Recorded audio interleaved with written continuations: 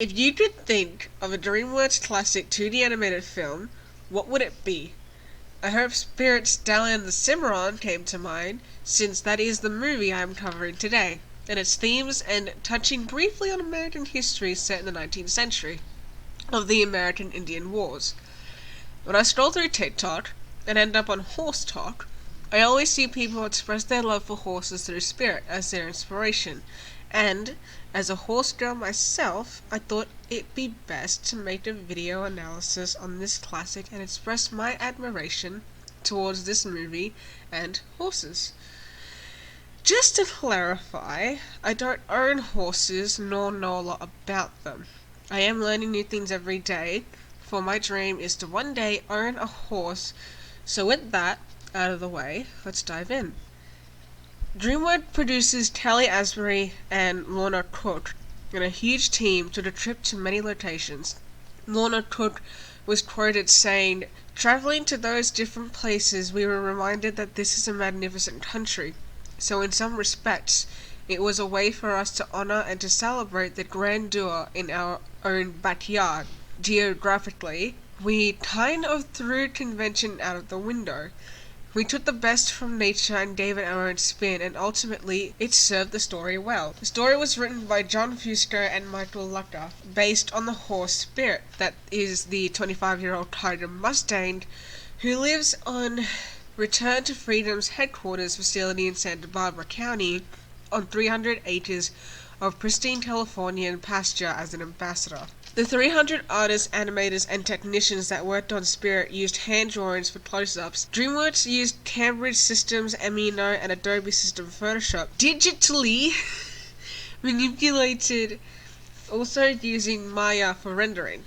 This movie took 4 years to make, using a blend of hand-drawn and computer animation drawing Spirit in a true form of what a horse really looked like, and using a combination of 2D and 3D animation, being the first in creating this combination to construct the backgrounds and background characters.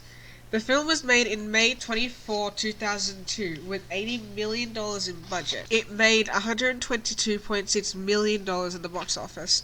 In the film, there is almost no dialogue. The horse, aka Spirit, expresses himself through facial expressions, with weird eyebrows, and Bryan Adams songs that are used to fill in the words that aren't spoken by Spirit, and not to forget Matt Damon as a narrator of what Spirit is thinking. The color and the nature scenes come to life are very vibrant, contrasting the scenes with the Americans where they are all dull tones and bland colors to almost no colors. Before we start with the themes, we have to look at who the Colonel and the Little Creek are based off on in its historical context.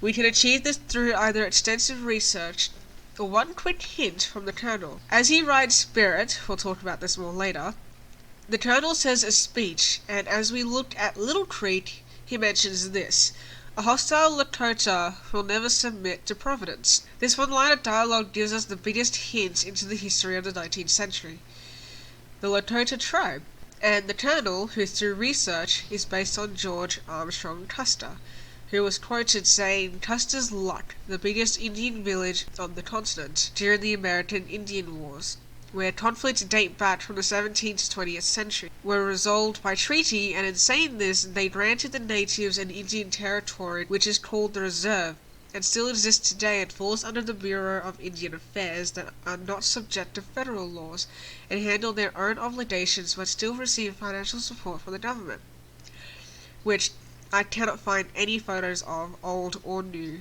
There are no photos of this reserve, only map sightings. There are 3 major themes in the Spirit: brotherhood, freedom, and inner strength. This theme is solely on Little Creek and Spirit's journey and relationship from survivors to friends to brothers. Where we see Little Creek for the first time, he is captured by the US Army like Spirit, giving them that first experience to see each other and not long after help each other and the other horses escape their captives. Then their relationship moves from survivors to friends after a few interactions.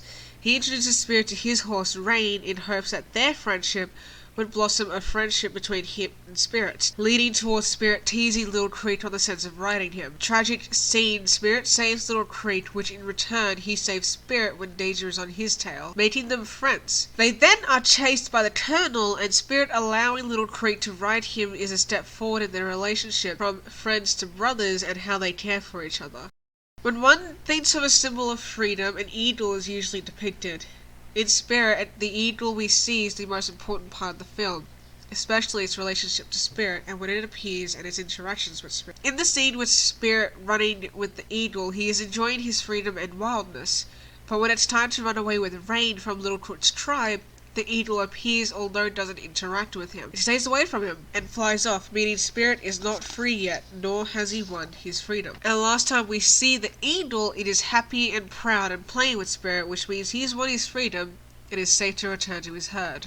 Spirit's inner strength is challenged on numerous occasions throughout the film. It is when he is captured and led onto a train, with the song Sound the Bugle. This entire section shows Spirit changing his attitudes towards himself and his situation, and changes how he is not bothering to get out. Then sees his herd and his mother in the snow, and remembers that they are the reason he is trying so hard to go home, and the other horses he met at the tribe's land. This gives Spirit a reason to break out other than to return home, because at this point his priorities have switched to helping his friends, and then switched again to helping the horses he is surrounded by. His inner strength here is fueled by the horses in need of help. The film overall is what most call a classic, and one I call a classical masterpiece for a film that can include all these themes that adults will pick up and understand more than children, but have body language that can convey these messages to the children so they too can pick it up.